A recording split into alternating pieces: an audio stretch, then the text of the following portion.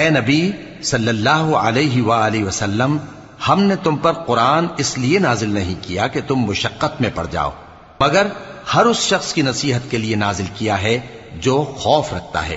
یہ اس ذات کا اتارا ہوا ہے جس نے زمین اور اونچے اونچے آسمان بنائے، یعنی رحمان، جو عرش پر جلوہ افروز ہوا۔ جو کچھ آسمانوں میں ہے اور جو کچھ زمین میں ہے اور جو کچھ ان دونوں کے بیچ میں ہے اور جو کچھ مٹی کے نیچے ہے، سب اسی کا ہے۔ اور اگر تم پکار کر بات کہو تو کیا ہے، وہ تو آہستہ کہی ہوئی اور نہایت پوشیدہ بات تک کو جانتا ہے۔ اللہ وہ معبود برحق ہے کہ اس کے سوا کوئی معبود نہیں ہے، اس کے سب نام اچھے ہیں۔ اور کیا تمہیں موسیٰ کے حال کی خبر ملی ہے؟ جب انہوں نے آگ دیکھی تو اپنے گھر والوں سے کہا کہ تم یہاں ٹھہرو، میں نے آگ دیکھی ہے، میں وہاں جاتا ہوں، شاید اس میں سے میں تمہارے پاس انگارہ لاؤں